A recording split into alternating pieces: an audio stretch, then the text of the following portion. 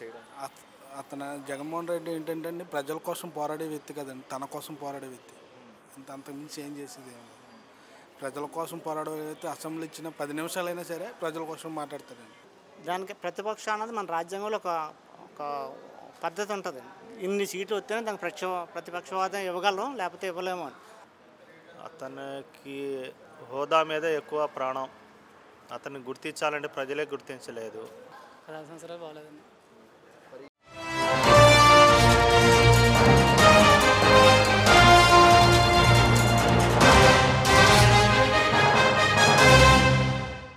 గత 5 సంవత్సరాలు వైసీపీ ప్రభుత్వం ఎలా అనిపిస్తుంది?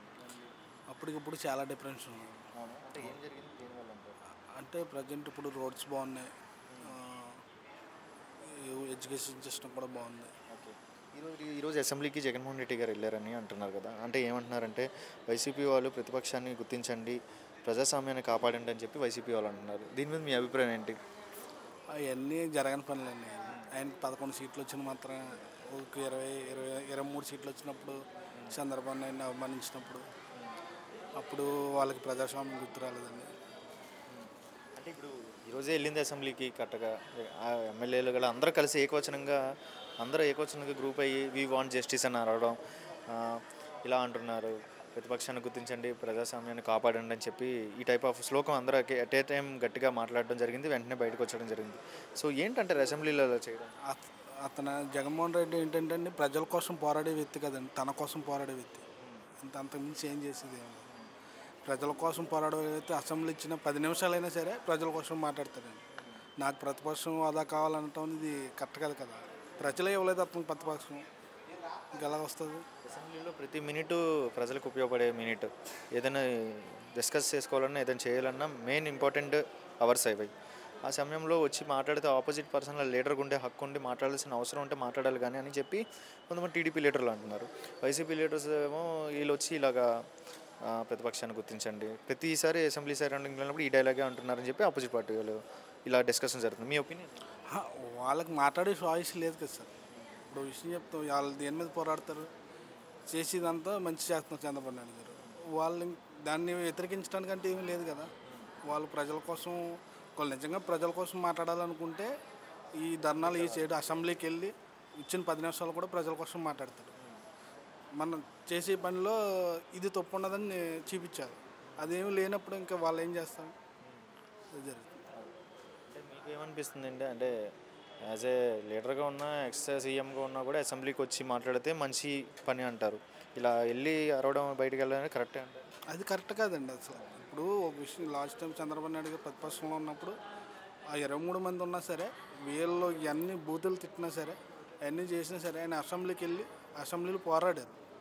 లాస్ట్కి వచ్చి ఒక మహిళని ఇలా కించపరిచి మాట్లాడటం వల్ల ఆయన ఇది చేశారు తప్పించి అంతకుమించి ఏం కాదు. ఈ జగన్మోహన్ రెడ్డి వల్ల అయితే ఏం జరగదు పని అండి. అది అతను అసెంబ్లీకి వెళ్ళి ఏం మాట్లాడాలనేది ఏం తెలియదు అతను, నాకు తెలిసి. అందుకే వాళ్ళు అలా చేస్తారు. మీకైతే ఏది మంచి ప్రభుత్వం అనిపిస్తుందండి రాబోయే రోజుల్లో? బాబు గారి ప్రభుత్వం మంచిదండి. రాబోయే మంచి అభివృద్ధి జరిగిద్ది అంటారా? ఐటీ డెవలప్మెంట్ అవుతుంది సార్ అండి మెయిన్. దానికి యువతలు మంచి జాబ్ సెటిల్ అయితే, ఒక ఫ్యామిలీలో ఒక వ్యక్తి జాబ్ చేస్తే ఆ ఫ్యామిలీ మొత్తం ఉంటుంది కదండి. వైసీపీ వాళ్ళు లీడర్స్ ఒక్కొక్క మాట చూస్తుంటే చాలా గట్టిగా సమాధానం చెప్తున్నారు, గట్టిగా ఉంది వాళ్ళ మాట కూడా. నెక్స్ట్ 30 సంవత్సరాలు ఆలయాన్ని అంటున్నారు కదా. అవన్నీ జరగండి. లాస్ట్ టైం 5 years వాళ్ళ అధికారంలో ఉన్నప్పుడు కూడా అదే మాట చెప్పారండి, జరిగిందండి. ఇది అంతే అండి, వాళ్ళ ఊహలో ఉంటున్నారు అంతే, అంతకుమించి చేయలేదు. బాబాయ్ గారు నమస్తే, మీ పేరేంటి? నాగేశ్వరరావు. గత ప్రభుత్వం ఎలా అనిపించింది గత 5 సంవత్సరాలు? గత ప్రభుత్వంకి ఈ ప్రభుత్వం తేడా ఏంటంటే, వైసీపీ ప్రభుత్వంలో అభివృద్ధి లేదు, సంక్షేమం ఒకటే అన్న కాన్సెప్ట్తో వాళ్ళు వెళ్ళిపోయారు. ఇప్పుడు టీడీపీ ప్రభుత్వం వచ్చిన తర్వాత ఏం చేసింది, అభివృద్ధి ప్లస్ పథకాలు కూడా ప్రజలకు అందుబాటులో ఇవ్వాలనుకున్నారు. ఇప్పుడు అసెంబ్లీలో ఏం జరిగిందంటే, ఈరోజు అసెంబ్లీ జగన్మోహన్ రెడ్డి గారు వచ్చినారు. అంటే వైసీపీ వాళ్ళు ప్రతిపక్షాన్ని గుర్తించండి అంటే ఈ టైప్ ఆఫ్ మాటలు అంటున్నారు. అంటే ఎందువల్ల అంటారు? ఎప్పుడు ప్రతిపక్షం అంటున్నారు, ప్రజాస్వామ్యాన్ని కాపాడాలి అంటున్నారు, వీ వాంట్ జస్టిస్ అంటున్నారు. ఈ టైప్ ఆఫ్ మాటలని ఎమ్మెల్యేలు కానీ, ఎక్స్ఎమ్మెల్యేలు కానీ, ఎక్స్ సీఎం గారు జగన్మోహన్ రెడ్డి గారు కానీ ఈ టైప్ ఆఫ్ మాటలు అంటున్నారు అసెంబ్లీలో. అసలు మీ ఒపీనియన్ ఏంటి? అసలు ఏం చెప్తారు? ప్రజల్లో ఎలా ఉంటుందంటే, ఒక నాయకుడు అన్నవాడిని ఎంచుకుంటారు. నాయకులు కాదు ఇక్కడ ముఖ్యంగా, ప్రజల గురించి ఎవరు పోరాడతారో, ప్రజల గురించి సమస్యలు ఎవరు మాట్లాడతారో ప్రజల యొక్క కష్టసుఖాలు ఎవరో దాన్ని బయటకు తీసుకొస్తారో వాళ్ళు నాయకులు. ఇప్పుడు ప్రతిపక్షవాదం అన్నది అనవసరం. ప్రతిపక్షవాదం ఎలా ఉంటుంది రేపు ప్రవాదే. ప్రజాస్వామ్యాన్ని కాపాడాలి అని అంటున్నారు కదా. కాపాడాలంటే అదే అంటే చెప్తున్నాను కదా, ప్రజల సమస్యను కాపాడినప్పుడే ప్రజాస్వామ్యాన్ని కాపాడుకొస్తారు ఎవరన్నా. అంటే ప్రజా సమస్యని చెప్పలేని ప్రజాస్వామ్యాన్ని ఎలా కాపాడతారు? దానికి అర్హులు ఉండాలి కదండి. అర్హులు ఉన్నప్పుడే కదా ప్రజాస్వామ్యం కాపాడగలరు అని మనం గుర్తించగలుగుతాం. అంటే అసెంబ్లీకి రాగానే జస్ట్ స్టార్ట్ అవుతున్న విషయంలోనే అందరూ ఏకవచనంగా ఎక్స్ఎమ్మెల్యేలు వైసీపీ లీడర్లు అందరూ కలిసి వైసీపీ వాళ్ళు అంటున్నారు ప్రతిపక్ష హోదాన్ని గుర్తించండి, ప్రజాస్వామ్యాన్ని కాపాడండి, ఈ టైప్ ఆఫ్ అందరూ ఏకవచనంగా అంటున్నారు. వీ వాంట్ జస్టిస్ అని అంటున్నారు. అంటే అసెంబ్లీకి వచ్చినప్పుడల్లా ఇదే డైలాగ్ అంటున్నారని చెప్పి ఆపోజిట్ టీడీపీ వాళ్ళు అంటున్నారు. ఏంటి దానికి ప్రతిపక్ష అన్నది మన రాజ్యాంగంలో ఒక పద్ధతి ఉంటుంది. ఇన్ని సీట్లు వస్తేనే దానికి ప్రతిపక్షవాదం ఇవ్వగలం, లేకపోతే ఇవ్వలేము అని రాజ్యాంగంలో అది ఉంది కాబట్టి దాన్ని అమలు చేస్తున్నారు ప్రభుత్వం. అంతకుముందు టీడీపీ వాళ్ళకి 23 సీట్లను కొంచెం తగ్గిన ప్రతిపక్షవాదం సరిగ్గా ఇవ్వలేదు కదా అప్పుడు ఆ రోజు కూడా. సేమ్ ఇప్పుడు అంతే. ఇప్పుడు మన రాజ్యాంగం ఎలా రాసి పెట్టిందో అలాగే జరగాలి. అది ఏ నాయకుడు ఇప్పుడు టీడీపీ అని, వైసీపీ అని, కాంగ్రెస్ అని ఎవరన్నా దానికి ఎన్ని సీట్లు కావాలో ప్రతిపక్షం అన్ని సీట్లు వచ్చినప్పుడు ప్రతిపక్షవాదం అడగాలి. ప్రతిపక్షాన్ని గుర్తించట్లేదని చెప్పి, ప్రజాస్వామ్యాన్ని కాపాడట్లేదని చెప్పి ఈ డైలాగ్ ఆయన వెళ్ళిపోయారు అసెంబ్లీలోంచి. గతంలో చంద్రబాబు నాయుడు గారు అలాగే వెళ్ళిపోయారు. అలా ఎప్పుడు వెళ్ళలేదు కదా ఆయనకు ఒక్క సీటు ఉన్నా ప్రతిపక్షాల గురించి అడగలేదు. ఆయన ప్రజల సమస్య చేయడానికి పాయింట్గా ఆయన అడిగారు. ఆయనకి 2 నిమిషాల టైం అని 3 నిమిషాల టైం, ఆ టైంలోనే ప్రజల యొక్క సమస్యలు ఏంటో ఆయన చర్చించారు. ఇది నాయకుడిగా నేను ఒక నాయకుడిని ప్రజాస్వామ్యం కాపాడాలనుకున్నప్పుడు ఆ 1 నిమిషం 2 నిమిషాల టైంలో మాట్లాడి దాన్ని బయటకు తీసుకొస్తే జగన్మోహన్ రెడ్డి కూడా ఇలా మాట్లాడుతున్నాం కదా ప్రజల గురించి అని ప్రజలు గ్రహించగలుగుతారు. లేదు నాకు ప్రతిపక్షం కావాలి నేను ఉన్నంటే వెళ్ళిపోతాడు. ఇప్పుడు ఎలా ప్రజల నుంచి ఎలా వెళ్ళిపోయాడు కదా ఆయన. మరి అలాంటప్పుడు ఇంకెందుకు దాని గురించి చర్చించాల్సిన అవసరం లేదు కదండి. మీకైతే రాబోయే రోజుల్లో ఈ ప్రభుత్వం మంచి అభివృద్ధి చేస్తుందని నమ్మకం ఉంది సార్. ఈ కూటమి ప్రభుత్వం ఎల్లకాలం ఈ 5 సంవత్సరాలు ముగ్గురు కలిసి ఉంటారా? పవన్ కళ్యాణ్, మోడీ గారు, ఇటుపక్క చంద్రబాబు నాయుడు గారు కలిసి అయితే కూటమి ప్రభుత్వం ఉంటుందండి. కానీ అమలు చేసే బాధ్యత మాత్రం ప్రభుత్వం మీద ఉంటుంది. అది ప్రజల దృష్టిలో పెట్టుకొని ప్రభుత్వం పథకాలు కరెక్ట్గా అమలు చేయాలి. అంటే ఇప్పటికే లేట్ అయింది. అంటే ప్రజల నుంచి వచ్చేది అది ఆల్రెడీ బయటకు వచ్చేసింది. ఇంకా ఏ పథకం పెట్టలేదు, రేషన్ కార్డులు ఇవ్వలేదు, పెన్షన్లు పెంచలేదు, హౌసింగ్లు ఇంకా ఇవ్వలేదు అని ప్రజల్లో వచ్చేసింది టాక్. ఆ టాక్ ఇంకా బయటకు రాకుండానే ముందుగా ప్రభుత్వం గుర్తింటే బాగుంటుంది. అంటే నా ఒపీనియన్. అది అలా స్ప్రెడ్ అయిపోయింది అనుకోండి, ప్రతిపక్షానికి అది ఒక ఆయుధం కింద దొరికిపోద్ది. ఆయుధం కింద దొరకకుండా ప్రజలకు ఏం కావాలో ముందుగానే గ్రహించి ఇది కావాలి అది కావాలని ముందుగానే పెడితే బాగుంటుందని నా అభిప్రాయం. సార్ నమస్తే సార్, మీ పేరేంటి? నా పేరు బాణావతి రాములు అండి. ఓకే. ప్రజెంట్ అసెంబ్లీలో జగన్మోహన్ రెడ్డి గారు ఏమంటున్నారంటే ప్రతిపక్షాన్ని గుర్తించండి, ప్రజాస్వామ్యాన్ని కాపాడండి అని అంటున్నారు. అంటే చాలా రోజుల తర్వాత అసెంబ్లీలోకి వచ్చారు, వచ్చిన తర్వాత ఇలాంటి శ్లోకాలు పాడుతున్నారని చెప్పి కొంతమంది అంటున్నారు. ఏంటి మీ అభిప్రాయం? అసెంబ్లీలో ప్రజా సమస్యలకై పోరాడాలి. ప్రజలు అతని దృష్టిలో అతను సీఎం ఉన్నప్పుడు ఎన్నో వచ్చి ఉంటాయి, కొన్ని పెండింగ్లు పడి ఉంటాయి. అవన్నీ అసెంబ్లీలో కూర్చొని చర్చించి చేసుకోవాలని ఒక మాటే చెప్పేసి వెళ్ళిపోతే నేను చేశానని అది ఉపయోగం ఉండదు. అది అంటే ఏం చెప్తారంటే ఆయన అంటున్నారు కదా, ఈ ప్రభుత్వం అసలు ఏం చేయట్లేదు, రౌడీజం చేస్తుంది, నెక్స్ట్ వచ్చే 30 సంవత్సరాలు మాదే అంటున్నారు. ఈరోజు అసెంబ్లీకి వస్తే ప్రతిపక్షాన్ని గుర్తించాలని అంటున్నారు. ఏంటి ఆయన మాట మీకేమనిపిస్తుంది? గతంలో ఆయన మంచి చేశారని చెప్పి అంత హైప్గా మాట్లాడుతున్నారంటారా, లేకపోతే ఈ ప్రభుత్వం నిజంగా కరప్షన్ చేస్తుందంటారా? అతనికి హోదా మీద ఎక్కువ ప్రాణం. అతన్ని గుర్తించాలంటే ప్రజలే గుర్తించలేదు. అంత అవకాశం ఇచ్చినా ఆయన ప్రజలకి ఏమీ చేయలేకపోయారు. నేను ఏదో డబ్బులు వేసాను, బటన్ నొక్కాను అన్నాడు, కానీ ఏ బటన్ పైన చేయలేకపోయింది.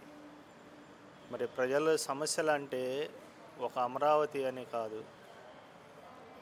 అన్ని విధాలుగా చేసుకోవాలి.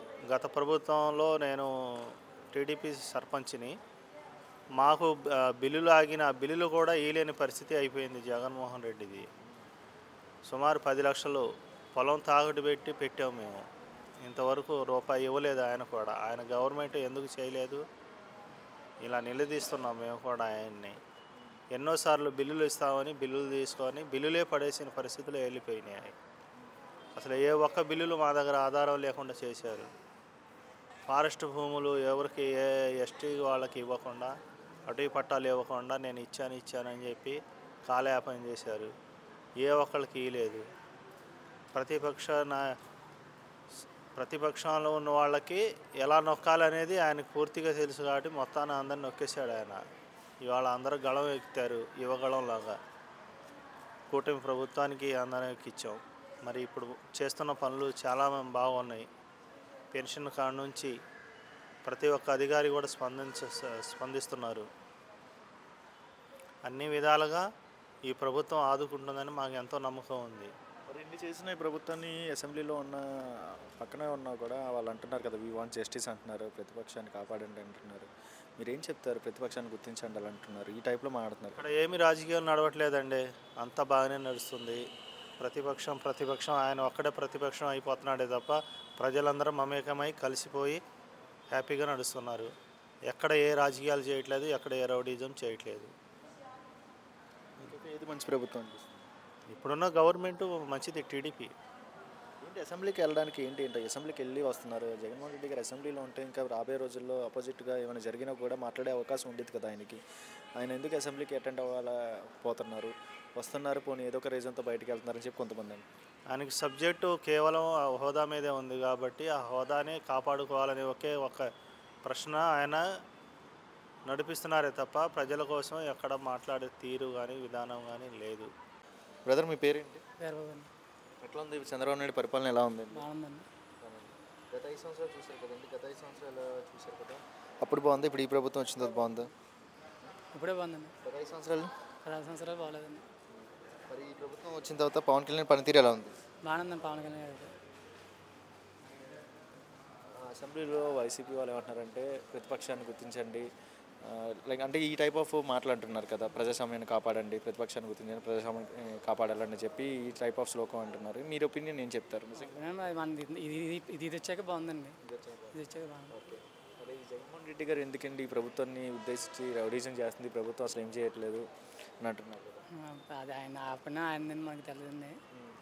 ఇది అయితే వచ్చాక ఇది బాగుందండి. రోడ్లు అన్నాక ఇవన్నీ చాలా బాగున్నాయండి. మరి కమింగ్ టు ఇప్పుడు ఈ అభివృద్ధి పరంగా ఎలా ఉండబోతుంది అంటే రాబోయే రోజుల్లో? అభివృద్ధి పరంగా అయితే ఇంకో 10 సంవత్సరాల దాకా ఇతనే ఉండొచ్చు.